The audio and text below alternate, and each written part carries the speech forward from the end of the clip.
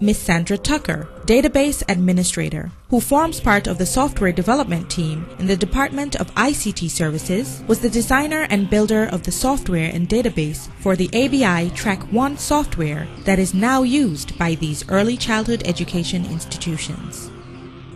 ABI-Track software, which is the technology we've created here for early childhood education, is used to manage the daycares and preschools.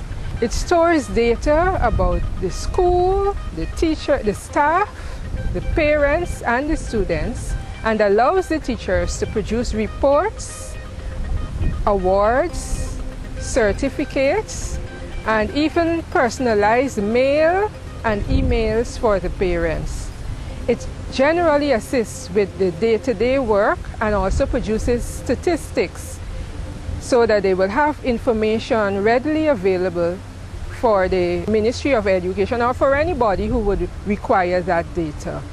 The packaging of the ABI-Track 1 software includes the installation file along with 2 manuals, the user's guide as well as an introduction to computers manual, which has mainly been used to teach the teachers.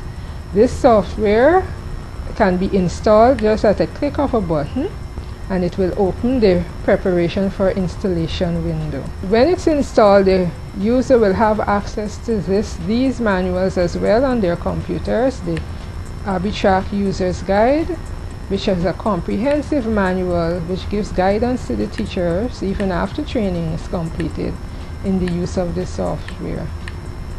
And this is the main menu where the teachers will operate this software from.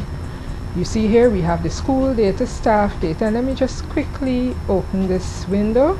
This is where they can add the names and everything to do with the school, the classes, they set up their own assessment system and everything. Then we have the area for the staff data, the registration, which is where they would add mothers' names. So it's only a one-time entry required for one parent's information. They can bring as many children after that, and that one set of information would be there. So they can add those children that parent wants, and they can bring as many children after that. This is the child's entry data. This is where data was already entered, and you can even have on your computer, you can store photographs of a child and have it so that you can see that child's picture. Then we can prepare reports. We have the report preparation area, and so they can prepare a student report, and you can select the year, and you can do it in batches. This is the 5th version. You can see a child's report. Let me look at that quickly here. And we can select based on any of these options, the year, the period, whatever. So what I'll do, I'll just don't select anything, and we'll look at a general what a report would look like. After that, teacher would have entered the data. You can produce a certificate rather easily after when the child graduates. This was what one sample of our certificate looks like. We can do this one here. So we have both certificates on the same sheet of paper. These are samples of the awards. This is the Blue Ribbon Award, and they can also edit the award to say if they want to put first, second, or third. So this software really puts technology in the hands of the teacher.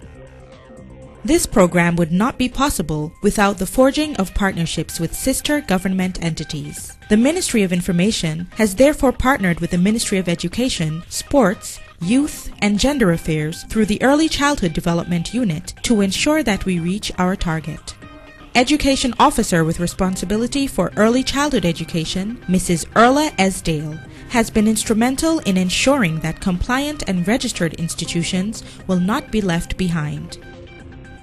This initiative is a good one because it has enabled the early childhood teachers, supervisors to be able to go online to access information so that it would benefit not only themselves where they can learn, they can do online courses, but it could also benefit them getting up-to-date information on current developments in early childhood development, because there's a lot of information out there, and so it would help them to be better able to deal with their children in a way that would benefit the children in the end.